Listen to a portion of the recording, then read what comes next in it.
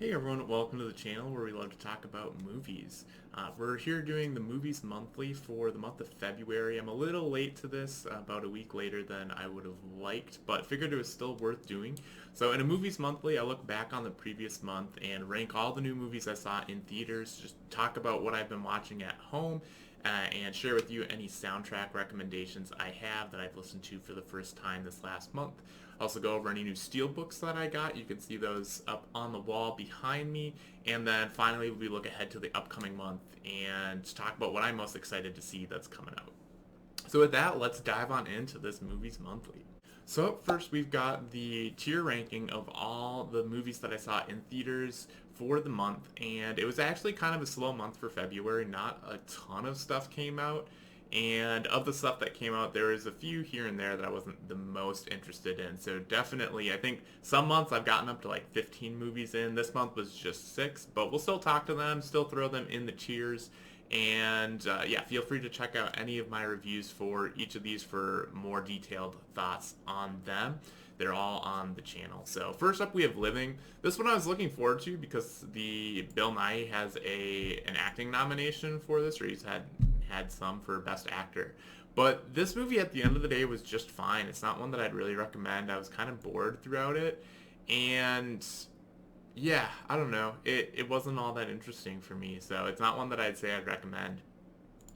Next up, we have 80 for Brady. This was a film that it was fun. It's not like the best film ever, but I had an enjoyable time with it. And so it did enough for me to get it into, it's barely into the B category, but it is there. It was just better than fine. I had an enjoyable time. I think especially for, yeah, if you just want kind of a fun, simple movie, that's what this is, and it does it quite well. Knock at the Cabin. This one I was kind of torn between a B and a C. I think I ended up landing on a C, and kind of looking back on it, that's where I think it should still go. It's interesting enough. Like, I wasn't terribly bored throughout it, but it's not good enough where I'd say I'd recommend it, which is kind of what you need when you're in the B category. So yeah, I don't know. It fell short on a couple of elements of it. It definitely had some interesting elements, but it was solidly in the C category. Magic Mike's Last Dance. This was not a movie I had high expectations for, and it basically met those expectations, which means that it came in at just fine. It wasn't like a hard movie to watch, so it's certainly not a bad film, but I think it tries to, yeah, it tries to be more of like a feminist film. I don't know if that's the right word, but it kind of fails to do so, especially because it's written and directed by men. So when you're trying to tell a story that's about trying to look at, well, what do women want, I think that's a little challenging when that's being done through the male lens. And I think that it's not impossible, certainly not, but this one it did not. I don't think it pulled it off. So this one I wouldn't recommend. I wouldn't say stay away from it. It had some entertainment value, but it wasn't one that I would say go out and see. Ant-Man and the Wasp: Quantumania. This one I'm torn on. I want to put it higher because I'm a Marvel fan. It did some things well. It did a lot of things just okay. And I think I was torn at the time when I did my review when I first saw it, and I was like, oh, is it a B or a C? And I think I went with B because I think it introduces Kang, who they've said is going to be a big player moving forward in the MCU. So it's maybe important I think it's important to see for that element. But if we look at the movie just on its own, if we take it out of the context of the larger MCU, it's solidly a C. It's not one that I can say I'd recommend. It's fun enough. I wasn't bored terribly much throughout it. It certainly doesn't have you as invested as other films. But yeah, at the end of the day, this is actually one of the lower MCU films for me, and it's not one that I'd say I'd recommend. And then lastly, we have Cocaine Bear. This was just a fun time at the movies. This was a solid B. Definitely the best movie of the month that I saw. And I don't know, it was just a lot of fun. It's a hard R rating. There's a lot of gore, a lot of deaths. They come in a wide variety. It was just a lot of fun. So if yeah, assuming you're not completely turned off by that category of a movie, I think it's worth checking out. And for me, gets the best of February award. So that does it though. That's my tier ranking for February. Pretty below average for a month. We had one solid B and everything else lower, which is a little unfortunate, but I guess that's kind of how February goes. January and February kind of tend to be slower months in general, unless you get a year where they decide to release like a Deadpool or a Black Panther. I guess they tried this year with Ant-Man and the Wasp: Quantumania, but did not really succeed in that. So those are my rankings. Share your tier list if you care in the comments below. I'd love to hear it. What was your favorite movie of the month? What was one that was maybe a biggest disappointment for me? It was Ant-Man and the Wasp: Quantumania. So next up, we've got what I've been watching at home. Now, in previous months, I haven't had too much in this section, but with only seeing 6 films in theaters, that left a lot more time to watch stuff at home. So this is much more of a full section than I think I had last month. So Jack Ryan had their 3rd season come out in December. I started it in January and finished it in February. I think I was about halfway through maybe episode 5 of 8 at the end of January, and then I knocked out the last 3 in the course of like an evening or two. And this is a solid show. I don't know that it quite gets to the level of great, although it did fly by. Like, I think it took a little bit to get into the show, but especially the end, I was just like, give me the next episode, and I went right through it. So this one's right between great and good for me. I don't know. I really like John Krasinski, but I think if I take that out of it, I would say it's a solid good show. It's one that I recommend if you're looking for something to see, but I don't think it's a show I would go out of my way to recommend to people. But definitely in the upper side of B for me. I'd probably go even like a B plus.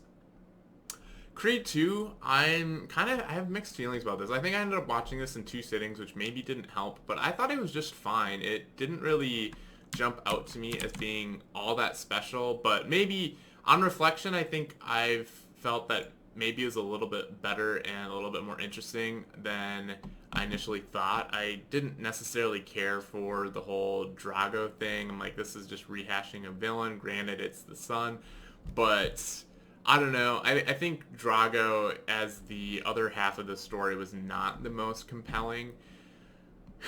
But I don't know. I think thinking on it more though, it's interesting, I think, on paper, but it didn't come through in the film as much. For like, what does it do psychologically to be up against the person or the son of the person who killed your father? And I mean, they present that idea, but I guess I didn't connect with it as much while I was watching it.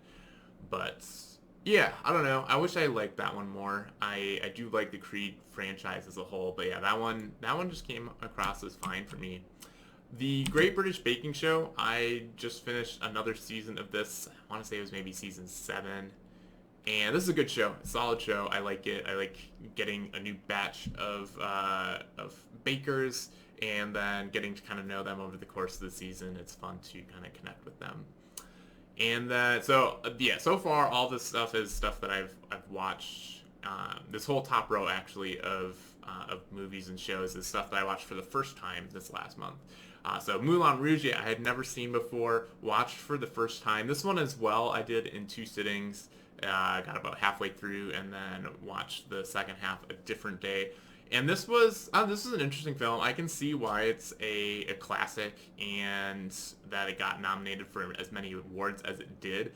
I thought it was good. I thought it was a solid B. I don't know that I would say it's like great, but I recognize kind of its place in pop culture and that sort of a thing. It kind of came across as a sort of like this story felt very similar to Phantom of the Opera for me, and which isn't bad. It was just, that was something interesting to note come the end of the film. But yeah, it's definitely a very unique film and one that I'm glad I've seen, but I don't know. Yeah, I wouldn't go out of my way to recommend it. And then Wednesday, this was definitely a great show. I binged this, maybe not as fast as I would have liked. I was like, man, when do I have time to get the next episode of Wednesday in? But a really good show. I like teen dramas in general, so this was right up my alley. And then I think it's just the sort of Tim Burton flair, although he's not the creator of the show, but he directed many of the episodes. It's definitely has his it's definitely a Tim Burton production, and Jenna Ortega does a great job in the main role. And I thought the mystery was pretty good. They give you enough clues to kind of have some guesses and a few misdirects. So great show. I highly recommend it. I would definitely go out of my way to recommend that one and talk about it. And then this bottom row is all things that I rewatched this last month. So I've seen before, but the fact that I'm rewatching it hopefully communicates or expresses that, these are films that I love. That's not always the case, but with these, they were all very good films. I think, Three Billboards Outside of Ebbing, Missouri. I didn't like as much on the second time through as the first, but it's still a great film, in my opinion. I just found it very interesting and with the story that it has to tell.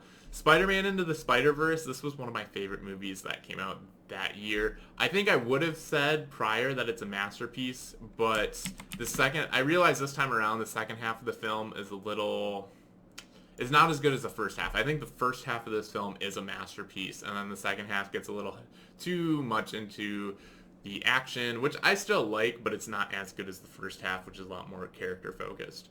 And then Kick-Ass is such a great film. It's been forever since I had seen that and watched it with some friends. Some had seen it before, but not for a long time. Some hadn't, and we all had a really good time. That's just such a fun movie. I think Nicolas Cage is great in there. All the actors are great, but it's so fun to see Nicolas Cage in that role. But yeah, I highly recommend all three of these movies if you haven't seen them. They're like Spider-Man and the Spider-Verse is such a great film. It borders on masterpiece in my opinion, and these other two are great. I think, there's nothing quite like Kick-Ass out there. The Boys is kind of like it, but not really. It's such a unique film and something that even the sequel couldn't really replicate. So that's what I've been watching this last month. If you've got any recommendations, I've got a pretty big backlog that I'm working through because I didn't watch a ton of TV last year. So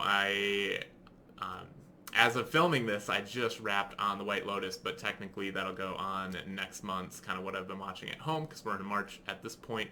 But I also want to watch The Last of Us, and they've got some other shows coming out. So, I'd love to hear it though, what you've been watching at home. I love hearing what is good out there. It's so hard to kind of keep track of everything and get stuff on your radar because there's just such a plethora of content these days. But I'd love to hear what you enjoy watching at home and what you've been getting into lately. So please, share that in the comments down below. So it's been a couple months since I've done soundtrack recommendations, but I got kind of into this month and I realized that there's a lot of films from last year that I hadn't listened to the soundtracks to, and then I tried to make sure and listen to the ones that I've been seeing kind of lately. So we won't spend too much time on these, but just kind of going through them. These were all ones that I was glad to have listened to. I think all of them I saved to my favorites playlist, at least a song or two. But Banshees of Inisherin was, I think, perfect for the film. It's not one that I've thoroughly enjoyed listening to on its own. It's kind of an eerie sounding one, but I think it captures the spirit of the film perfectly. And I still enjoyed listening to it. She Said, I think, has an amazing soundtrack. Highly recommend that one. Till is awesome as well. A Man Called Otto, you can never go wrong with Thomas Newman, in my opinion. He does a good job there. Women Talking was great. I don't know how to pronounce her last name, but we'll just, Hildur, and let's see, I'm not going to try to pronounce her last name, but Hildur, for Women Talking, does a great job. I loved her work with Joker from a few years ago, and I think she's a great composer.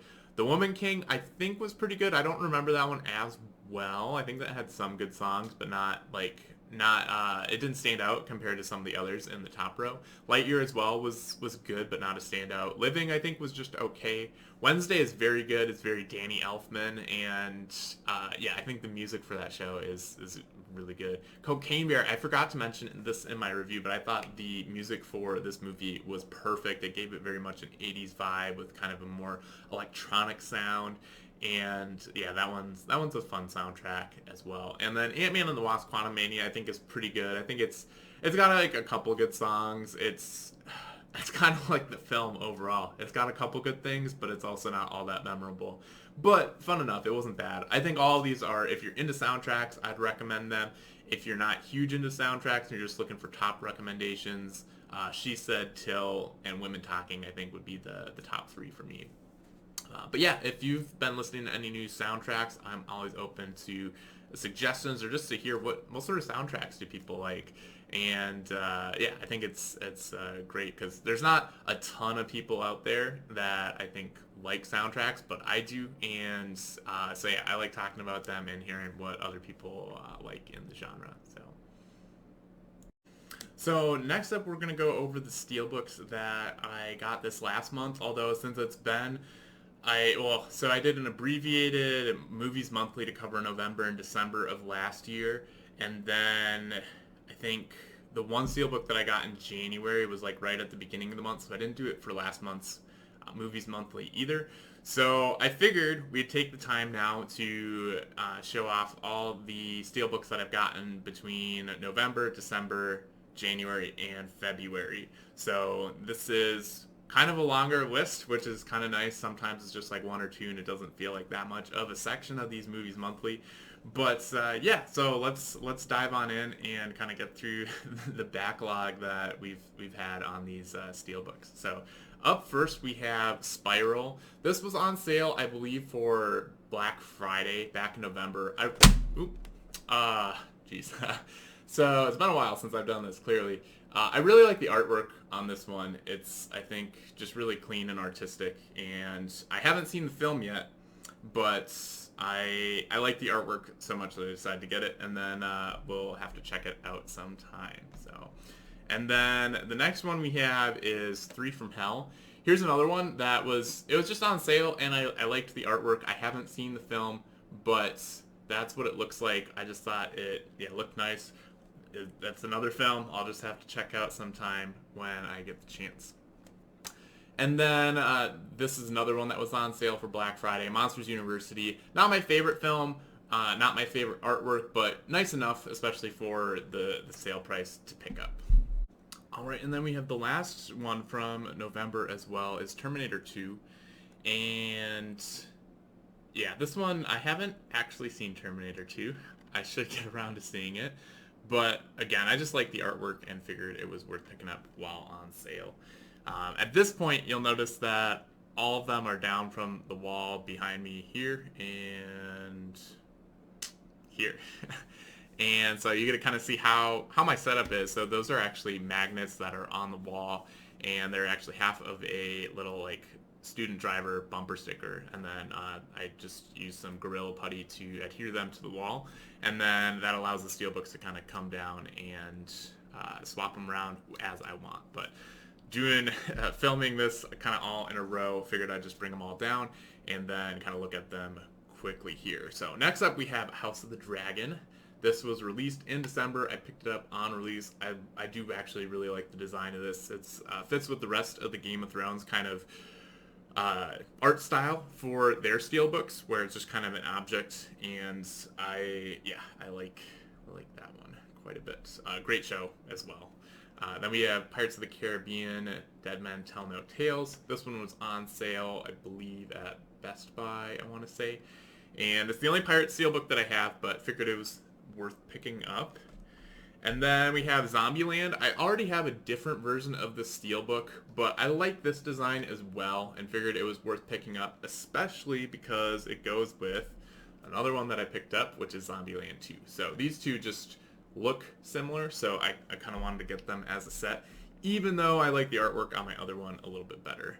And then we have Catch Me If You Can. I don't really like the artwork on the front of this. It's just kind of simple, but I do like the back. So when it's up on the wall, I actually put the back showing, just because I think that's a little bit more interesting. And then we've got John Wick. I finally kind of completed my trilogy of John Wick films here. I've been missing the first one and have had the other two for quite a while, so it was nice to pick that one up and yeah, finish off the trilogy. But we'll obviously get a fourth, hopefully, when the fourth one comes out. I know they did just release as well, though, like a box set of the three, which I really like the artwork for. But I feel like if they release something for the whole series, once they finish making these, that's what I'm gonna kind of wait to rebuy them for. Quiet Place, I already had the second one. I like the steelbook for this one.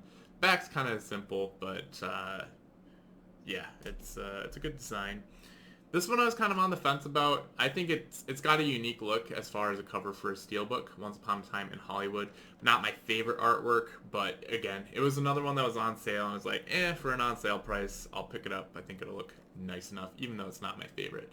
I have the second one of Jack Reacher. I forget what it's called. Jack Reacher Never something. Is it up on the wall? It's got to be somewhere. Jack Reacher Never Go Back. It's kind of down below. But yeah, I got this one just to complete the duo. Not my favorite. It's okay. This one I actually do really like. I think at first glance it looks maybe a little simple, but I like kind of down here where it's just the design in general for the live action Lion King. It's another nice one. And then this one I ordered and it took forever to come. I ordered it off of Amazon and it took like 2 or 3 months. This is Shutter Island. And yeah, just a nice looking steel. And then it also came with the 4K, which is nice. And then this one is one of my favorite releases from last year, and I think it came just at the beginning of this year, but Everything Everywhere All at Once. Such a nice steelbook. I love how busy it is. It's very, very much in line with the movie, and then the back is pretty cool as well. So I love that steelbook. Definitely one of my favorite ones recently. Mortal Kombat, this was on sale when I was in at Best Buy picking up the next one, actually, but yeah, not a huge fan of the movie itself. I guess the back is upside down. That's kind of weird. But it's a decent steelbook, and yeah, I thought it was worth picking up for sale price. But yeah. Now, this next one I've got, I don't know. I don't really know how to feel about this one. They came out with 2 designs for Wakanda Forever, and I ended up going with this one because I thought it looked just a little bit more artistic and more unique as far as having something to hang on the wall. They had another one which was Wakanda themed, so they had several of the Wakanda characters.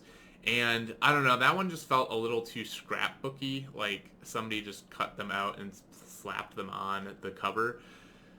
So I wanted to like that one more, but I don't know, this one also just felt more to the film. And because in like Wakanda, you've got those characters from the first and the second one. The Talokans, if that's how you say that, they're only in the second one. So I feel like it's more unique to that one. And then this last one is actually one that I got from my brother and sister-in-law for my birthday. They gave me gave me a few steelbooks, and the others I did actually already have some. I'm gonna exchange them out for probably a new release that's coming up. But this one I didn't already have, and I think I've seen it on the Best Buy website and didn't think much of it, but having now seen it in person, I actually really like the artwork on this. I think it just looks really nice, and not the sort of, it's not a typical movie cover, I feel like, and yeah, I like that a lot about it. So as a nice surprise for a birthday gift, and then yeah, nice to have it hang on the wall now. So the Mortal Kombat and Wakanda Forever and Army of Darkness were new steelbooks for February. The Everything Everywhere All at Once, I think that came either late December or early January. We'll say that was a January one. And then anything I didn't already speak to as far as being like a Black Friday deal was all December. So a good pile of movies that we've we've now finally gotten to. You've probably seen them up on the wall, but now you've got a close-up look of what these Steelbooks look like. So if you're a collector yourself and, looking for ideas of what to get, hopefully this gives you some good ideas. And otherwise, if you just, hopefully you enjoy seeing the Steelbooks up close. I just love Steelbooks as just a form of art where you can display movies. Otherwise, they just sit on the shelf and you just see the spine, which has a certain look, but I don't know. I like the idea of having just a bunch of these little posters up on the wall. So yeah, but yeah, with that, let me know which of these that I showed off, if you want, in the comments below, what one is your favorite. I think, yeah, for me, Everything Ever All at Once of these is definitely my favorite. I think second's probably the House of the Dragon, but yeah, with that, we'll move on to the next section of the Movies Monthly. And then finally, we have upcoming films and shows that are coming out in the next month, which is March in this case.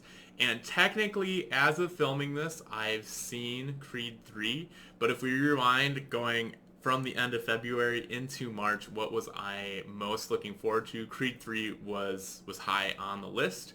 I will be putting my review up of that hopefully today, but yeah, you'll get my full thoughts. But rewinding and going into my shoes like a week ago, or I guess it would have been a little over a week ago, I was very much looking forward to Creed 3, very excited to see Michael B. Jordan debut as a director and just see the next installment in this franchise. Even though I thought Creed 2 was just fine, I really like the characters and I was excited to see where they would go, especially since Rocky's not in this one. So they came up with a story that they didn't feel the need to force Rocky into, which had me excited that, it'd be a very good story if they didn't need to shoehorn him in. Scream 6 I'm looking forward to. I've only seen Scream 5, but I really liked it. That's one of my favorite horror films from last year. I just like how meta the movie is, and as I understand it, the franchise is. So excited to see that one. I had The Last of Us on last month, what am I most excited for? I haven't started watching this. The finale comes out this Sunday, so having just wrapped The White Lotus myself, my next show is going to be The Last of Us, and I plan to kind of binge through that. So I'm really excited. I've been hearing a lot of buzz for this show. I have played the game, so I think I'm curious to see how I enjoy the show, given that I kind of know the basics of the story, assuming they don't change much. But as I understand, they kind of fill more stuff out, so it's still definitely worth seeing, is at least what I've heard, even if you played the game. Shazam! Fury of the Gods. I liked the first film. I like this character. This one's not high on my list, but it's certainly one that I'm looking forward to this next month. John Wick 4. This is definitely my most anticipated film of the month. I love the John Wick franchise, 1, 2, and 3. I've liked them each better and better and better. So trying to keep my expectations in check for this, but I love the action of these films. I love the world building, kind of the fantasy element, and Keanu Reeves is just phenomenal in this role. So I can't wait. That one comes out in just a couple weeks, I think. And then Dungeons and Dragons. I don't have high expectations for this film. I'm hoping it'll be fun. I am looking forward to it though. I've played a lot of D&D, and I'm curious to see what they do with this film. I don't think it'll be all that good. I'm hoping to have fun with it, but yeah, we'll see. Trying to minimize expectations on that one, but that doesn't mean I'm not looking forward to it. So those are the main ones that stood out to me this month. I think there's a lot more to look forward to in March than we had in February. So I'm excited for it this month as a whole. But yeah, if you're looking forward to something in particular, I'd love to hear it in the comments below. Especially, what are you looking forward to the most? For me, it's definitely John Wick 4. But I'd love to hear what you're looking forward to as well.